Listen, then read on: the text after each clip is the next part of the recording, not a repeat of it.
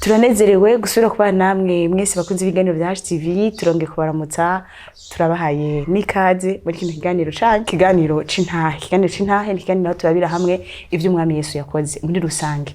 Tuvuga ibikorwa vy'umwami Yesu, tuvuga umwami Yesu aho yakuye abantu mw'isharo ry'ivyaha, tuvuga umwami Yesu yakijije ingwara abari bagwaye, tuvuga umwami Yesu arinda, akomeza, arema bishasha bikaba mu buzima bwacu. Uno munsi rero dufise intahe idasanzwe, dufise intahe y'umuntu Yesu yakijije, Yesu yarinze, Yesu yazigamye, iramuzigamira mu buntu bwayo bwinshi kandi mu kutamenya kwinshi, ariko umwami Yesu akagenda aramuvugisha, agenda aramubwira ivyo amwifuza ko. Uno munsi akaba ari muzima, akaba ashaka kudushingira intahe. Nawe se wundi ni Nshimirimana Jacqueline, nawe turamuhaye ikaze muri kino kiganiro cacu.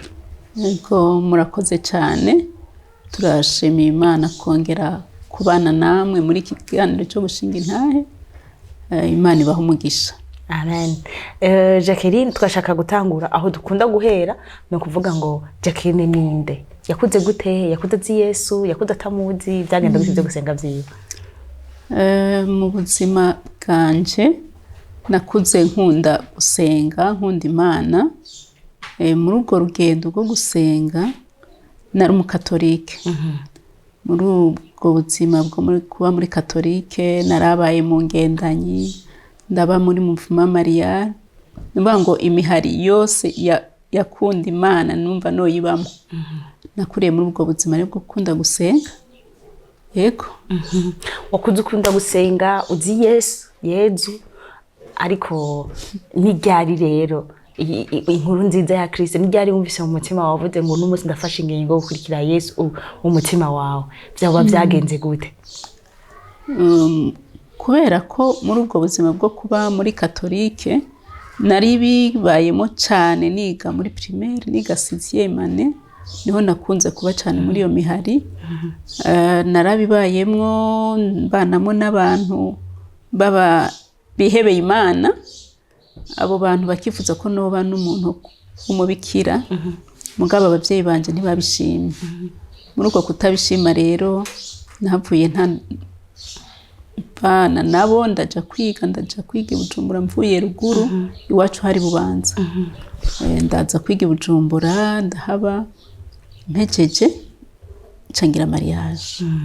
Ubuzima bwanje rero bwo kugira mariage narabubayemo, twayigiriye muri katolike, turabubamwo. Nagize mariage 1992, hanyuma 93 haratera intambara.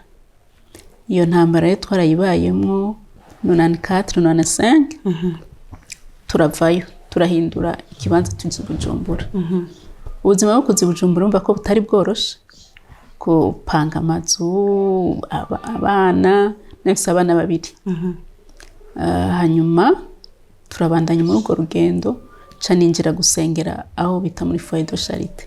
Foyer de Charité narayibayemwo gushika 98 ndimukira ahantu muri quartier commercial mu Kamenge. Campura n'abavyeyi basenga muri kuntangwa muri Pentecote. Abo bavyeyi rero barambwira Imana, baranyereka urukundo, bituma ndabegera cyane bivanye nuko nabana nabo. Nisanga rero narinje no mu bakizwa, ndakizwa, nkunda Imana birushirije. N'uyu munsi ndakunda Imana. Amen. Ono kuvuga uwami w'imbuto n'abasenzi bakunda Imana, barakwamira imbuto hama nawe uraheza urakunda Imana. Ego. Ibihe byo gukizwa, ibihe byo kumenya Yesu wabibandanije gute? Mbega Yesu yahavuye abandanya akora ibiki mu buzima bwawe bituma uguma umwizigiye umukunda? Muri urwo rugendo rwo kubana nabo ba mama navuye nakira Yesu umwami n'umukiza muri 99. Ubwo rugendo rwatanguye mfise nibungenza umwana agira 4. Uwo mwana agira 4 rero niwe yatumye inzu yose ihinduka. Nuvuga ngo n'umwana yaje kugira ngo itabara umuryango, kuko n'umutware wanje atarakijijwe, yaragerageje byose, hanyuma turabigendamo, akamperekeza ngiye gusenga, akagarukira mu nzira. mugabo jewe nsanga mu gusenga kwanje ibyo nabwira Imana byose yarabyumva. Mu kutamva ntabyo narinzi, ibyo narindimo mugabo Imana irafise ingene izigama umuntu ikamukoresha atabizi. Naramandi ko ndabwira Imana, uyu muntu amerekeza akagarukira mu nzira, ndashaka umunsi umwe nabazo kwinjira ahantu. Twinjirira muri Pentecote mu Kamenge. Ariko ubwo rugendo sere bwabatizwe, narinjirayo gusa nkataha.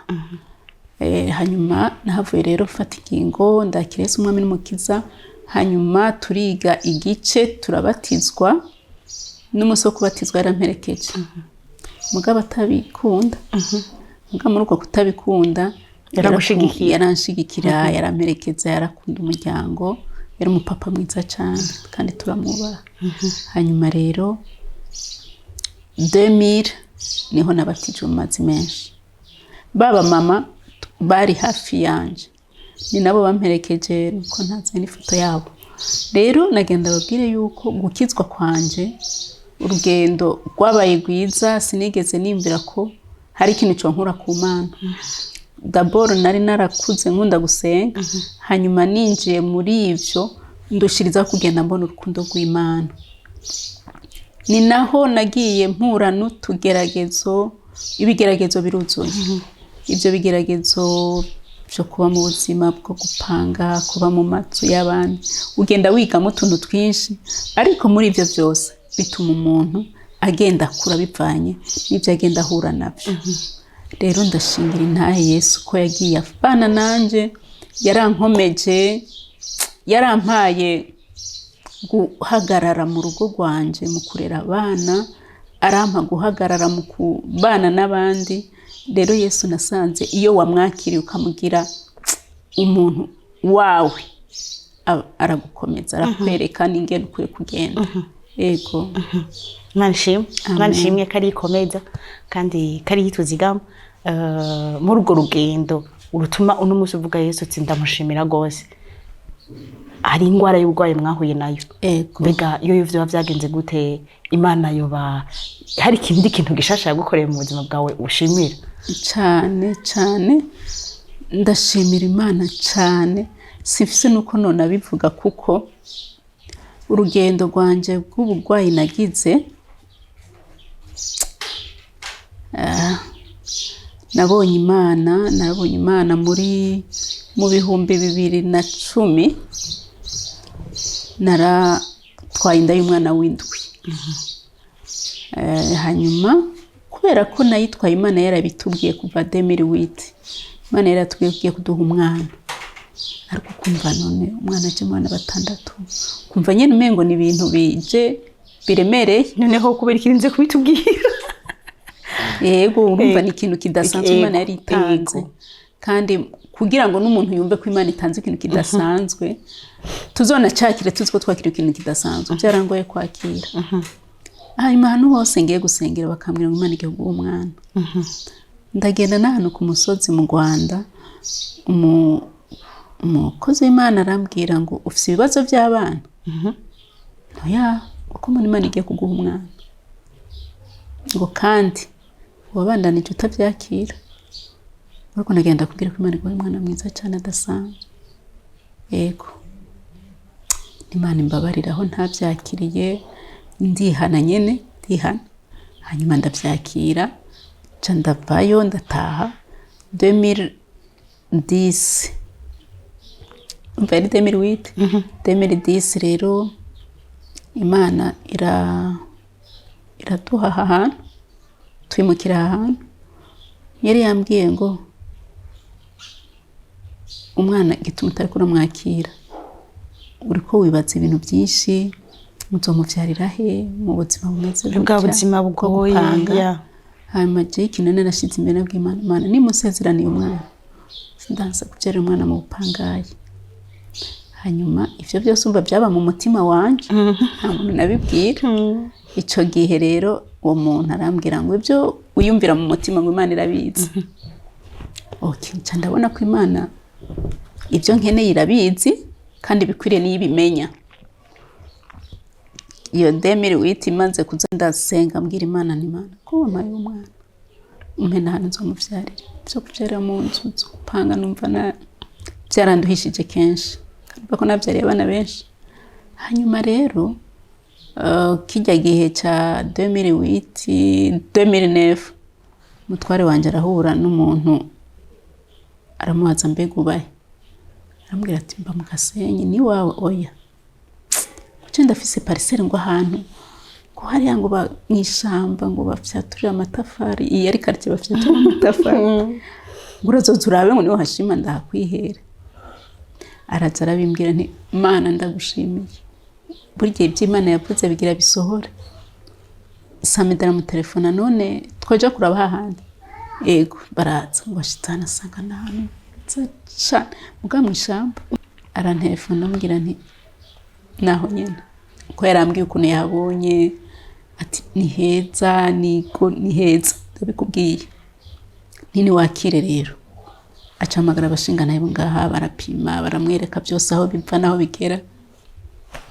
Ashitse muhira nta mahera dusabye, yamwe niwe yaro kwa mugembwa nta mahera birumva yaramubwiye amahera mo kumga nta mahera visa kuzoyama. Umva byose byari mu Imana. Mu rugo rugendo rero kwa muri 2009 yarafise umushoferi amutwara ku kazi, akaza arambwira ngo mama ngurumviriza nenda kubwira ngo hajyana ko bafite amatafari cugende babwire bagugirira amatafari hama ni waronka 100 utware y'amabuye sukeyo, ni waronka 50,000 utware mu cyangwa sukeyo. Coge byari binazimbutse cyo tubikora uko no umushoferi aramfasha papa w'urugo atavyatse. Hanyuma rero haragera igihe ndamubwira none hajya ahantu twubake basi n'inzu ntoyi, hanyuma ibindi tuzobikora ngo ntibikunda tuzokubaka inzu nziza rindira ndondera amahera. Ariko ukana ko bitoroshe kuko urumva umuntu ni wababona. Hanyuma rero Imana yasinzi kuntu yakoze igitangaza, ubundi y'Imana yavuze ikintu iragisohotse kuko ntibesha. Harabonetse abantu bakeneye ko abakorera projet, bajya abantu baramurondera arabibakorera arabiheza bamuha agashimwe ati ntacyo tworonka tuguhemba mugabo aka kantu udushimirako. Uraza ako kantu ikintu cyarimo mbese ndayavugira ntibyari byoroshe. Acarambwira ati rero ibi bintu uko byakoretse reka tuyadandaze yunguke tuzokubaka inzu nziza nini. Hanyuma rero ndamubwira nti nukuri ndagusabye imbabazi basi tuyacemo kabiri, jewe umpe ayo nshobora gukoresha. Ndamubwira ibyo nifuza nokora inzu ntoyi ibayabaye ngoya ngo ninubaka nzubaka inzu imwe nziza. Reka rero ndayajyana nje kurangura. Arambwira ibyo yorangura, umutima wanje urambwira ngo senga.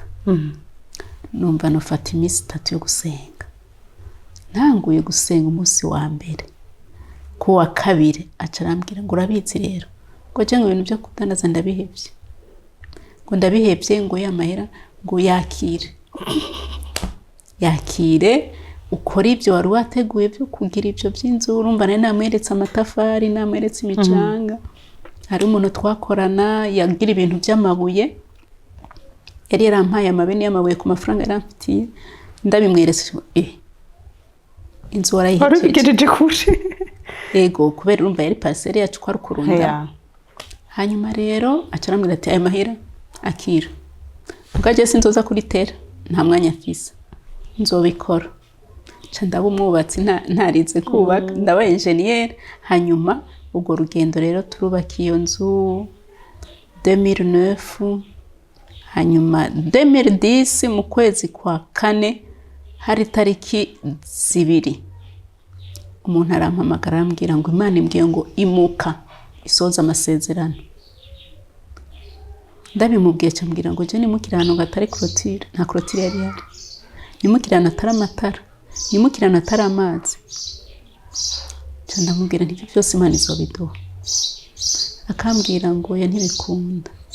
Ndakubwira je naraguze n'ibintu byose itariki zitandatu umuntu acara mu telefone bakoranye ibikorwa ngo nije nashaka kuja kuraba ya chantier yawe aramuzana bazi ikintu yaratugiye muri groupe électrogène yuzuye igitoro groupe électrogène kandi nini umva twari twareje no kwesitara ibintu by'amatara hanyuma amazi nayo twari kuvoma nk'abandi twari dufise umuntu ashobora kuyaduha ibya clôture rero je ntivyandaba je mpagaze ku Imana yavuze twimukiye ngaha mu kwezi kwa kane tariki 17 2010 mu kwezi kwa gatandatu wa mwana kiraboneka urumva Imana Imana ntibesha iyo yavuze irasohoza itandukanye n'abantu hanyuma kandi ico dusaba no kugira ukwizera umuntu akizera ico yavuze hanyuma rero muri urwo rugendo rw'uwo mwana yavutse yacavuka mu kwezi kwa kabiri kwa 2011 mu bihe bitari byoroshe urugendo nabayemo ubwo yiwe b'ubutwari iyo nda yiwe none agiye mpura n'ibitero hariho ibintu by'imiyaga mibi bitera umuntu satani n'umugwanyi mugabo sumunesha satani aratera umuntu mu buryo ubucanke buriya ariko nk'abantu basenga ntaco ashobora kudukorako nibyo arahungabanya umubiri w'umuntu muri Luka 12 niho hambwira ngo dutinye Imana ishobora kwica igashira gihuma no ego ariko umuntu ngo yica umubiri gusa nta n'ikindi ashobora kuwukoza nico gituma tutakwiye no gutinya abantu ko abantu ntaco botugira revre iyo myuka mibi iba yazananye mu bantu muri ivyo byose rero ubwo gwabaye urugendo rutoroshe niho natanguye guhura n'ivyo bitero bwa mbere naraguye hasi ngo bitumutwe hasi Imana irandokora naco nabaye mwana nababwiye ko amaze kuvuka ndongera nsurangira ikindi kibazo no kuvuga ngo ico kibazo naguye hasi kandi donc nagira ibitero byo kugwa hasi kandi nkagwa nkubita umutwe hasi muri uko gukubita umutwe hasi bwa kabiri nkubita umutwe hasi nagiye muri koma kuja muri koma rero nisanze njyamye muri hôpital militaire nkikujwe n'abaganga benshi umuryango hama nkangutse ndababaza ni nibiki ko ndi ngaha ngo nta na kimwe ngo birahera ibuka ko muri rwa rugendo rwo kubwirwa umwana Imana yamiri kwirambwira ko indinze amasanganya indinze kugendera muri chaise roulante indinze kugendera ku mabeki hama je nikamwe hasanga njyame kuri ako kantu nzi n'abakaryama ko ingene baba bameze ndamwe ko riki mwanjyamitse kuri ngo nta na kimwe mwari mukankureko kumva je nibuka ndazi neza ofete ni Imana ari kurikorera si jewe bashize muri chaise roulante ndabwira nto ya ibi bintu Imana nibishaka ku buzima bwanyu Imana yarambwiye ko ntazogendera muri chaise roulante ni muyinkure ngo nta bundi buryo two gutwara bakakumambira ngo tekana nibaza ko bibaza ko ntari nta bwenge ndatora ariko muri ivyo byose barangirira iradio mu mutwe basanga umutwe urakomeye barasubira barantwara barangirira iradio mu mugongo basanga umugongo urakomeye muganga aradesita ko bantahana mutwara arabaza none ndamutahana gute bimeze uko ngo n'imitsi yikanze birahera ngo yababaye nta n'umuti mutwandikira baca batwandikira ibuprofene ya 5 we yumva bo mwandikira kumure nk'umuti mwinshi ngo niyo womvu canke uzimvye ego arabwira ati uyu nyene niwo muti mu muhaye ngweko hanyuma rero yarageragura iyo ibuprofene barantaha barantegurira ahantu ntegezwe kuryama aho hantu rero narahabaye igihe kitari gito ndi paralyze ibintu byose babinkorera bangaburira banyoza banyambika umubebe yarafise amezi 2 bamuzana bakamwonkesha ntashobora guterura uwo mubebe Imana iratugirira neza, abo mubebe yitonda, itanze nta mubabaro baripfanga kweza. Ivyo narabonye rero Imana inkiza irandokora irankura muri iyo koma. Hama igihe nari ndi muri pararize ntivyari vyoroshe, urumva kugaburirwa uri umuntu ukuze, hahanduna banakugaburira ugahaga ukabwira uti rekeraho, ngoya ukashaka kubigwa ku nguvu nturi bubiyame. Rero ivyo vyose narabonye urukundo rw'Imana. Imana yari yaranzungurukishije abana beza baba hafi ya mama, bamufyinisha. Umutware wanje yarabaye umupapa dasanzwe muri urwo rugendo, ndamushingira naye. Imana izomuha ijuru kandi izorimuha. Ni umuvyeyi.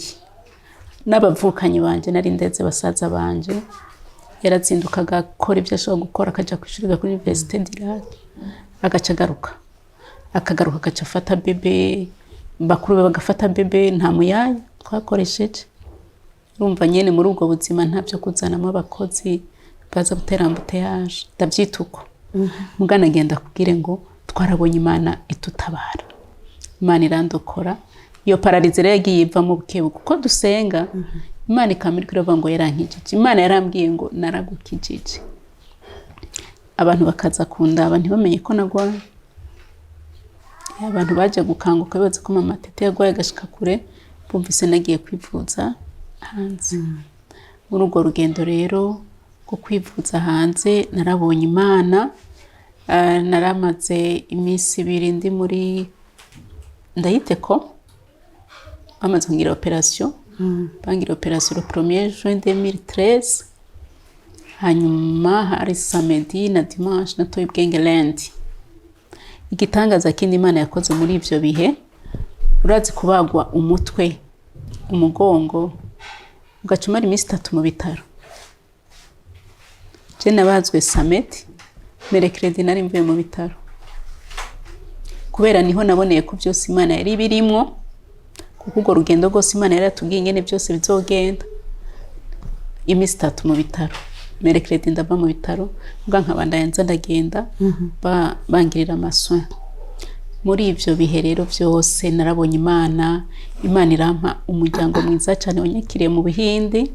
Imana ibaha umugisha aho bari. Ntibyari byoroshe, bisaba uburyo bwinshi, ariko byose byarabaye mu rutonde, umuntu atagize uruhagarara. Ndabona Imana rero irandokora. Naramazeyo ukwezi n'indwi 3 mu Buhindi. Yego. Ndataha baranyakira. Yego. Ndashima Imana. Waje wakize? Naje nakize gusa nyene nambaye amapare. Nari nambaye apare zifata izo skwizo zigera bwakire. Ndashika muhira, ashobora kwicara, ashobora gufata ikintu, ko sinahora mfata ikintu. Numva ntibyari byoroshe. Numva ahanini n'uyo ntahe yanje ingene Yesu yagendanye nanje mu burwayi.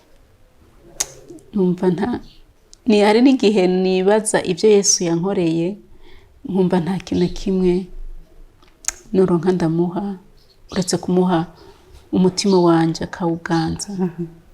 Yego. Imana ni nziza kandi n'amazigiko.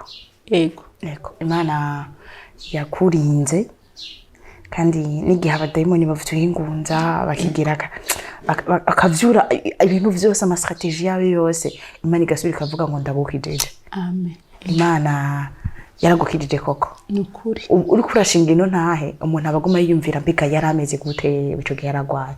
Mugabo umuntu akuravye arabona ko Imana yagukijije. Yego. Kandi Imana nta namwe itoca, nawe itokoresha kugira ngo ikize umuntu, ngishitse isezerano, isitse ico yavuze ku buzima bw'umuntu. Rero turagushimiye cyane. Murakoze cyane. Imana ikufandanye kuduza urukundo rwayo, kwishurira ukundi kuntu gushasha, ikwereka ibindi bintu kwitezeko. Nivyo ishaka ko uyikorera. Amen. Kuko nibaza yuko umugambi w'Imana ku muntu uragutse gose. Nawe uvuga ngo ivyo yakoze ni byinshi, ubu yarahagarikije n'ubizobandanya ikora. Ikore bishasha. Amen. kandi ndazi ko izo ntahe zihari inyuma y'ibyo bihe warabonye ibindi bintu byiza Imana yagukoreye birahari kandi byinshi. Uno munsi rero turabashimiye rwose kubona mwemeye kudushingira intahe muvuga ubukuru bw'Imana, muvuga ko Imana ikiza, ko Imana ari umwizigirwa kandi ko Imana isezeranye ishitsa ico yavuze. Ego nukuri murakoze cyane. Nanje ndabashimiye cyane. Ikindi gihe tuzobana ko biracyahari byo kubwira byo kuvuga kugira ngo Imana ihabwe icubahiro. Amen. Ego. Amen. Mwakoze namwe mwese abakunzi b'ibiganiro vya HTV mwumvise uno mama ingene akunda Yesu. Kandi sinuvanga afise impamvu zo kumukunda, ahubwo afise igihumbi. Hari ibintu byinshi bituma dukunda Imana. Kandi mu bivyo bituma akunda Imana, umva ko Imana yamumenye kuva kera. Yaramumenye atari ntagwara. Imana yaramumenye iramuba hafi, iramuzigama. Haragera n'ibihe by'ibibazo Imana yongera murokora, iramukomeza. Uno musi ni muri karashinga intahe. Mwe mwese muko muradukurikira, bashoko muri mu bibazo, bashoko muri mu bugwayi. Mwavyumvise yarakize. Kandi ni Imana yamukidije. Si umwana w'umuntu. Ntivyari vyoroshe kugira ngo ashobore gutambuka. Ntivyari vyoroshe kugira ngo ashobore gufata ikintu mu ntoki. Ntivyari vyoroshe kugira ngo abaganga bashobore kumuvura. Oya, ariko ni Imana yonyene yaje iramubwira ngo ndagukidije. Hamira akoresha abaganga baramuvura. Uno munsi ni muzima. Uno munsi ariko arashimira Imana. Tumiriye kwizera Umwami Yesu, turatumiriye kumva ijwi ry'Imana ribahamagara ribabwira ngo nimwizere, kandi nta wizeye Umwami Yesu azomaramara. Imana n'umwizigirwa, Imana ntibesha, ivyo yakubwiye vyose izobishitsa, ifa kuba ariyo yabivuze. Nta kindi kintu isabwa, bisaba kuyizera kandi kuyigumako. Igihe cyose vyoteba gushika uyigumeko, ugumu yibwiritse Imana ibi bintu ni wabivuze kandi uri kwizerwa. Ubuntu bw'Imana bugure mu ngo zanyu no mu miryango yanyu. Umwami Yesu abahezagire.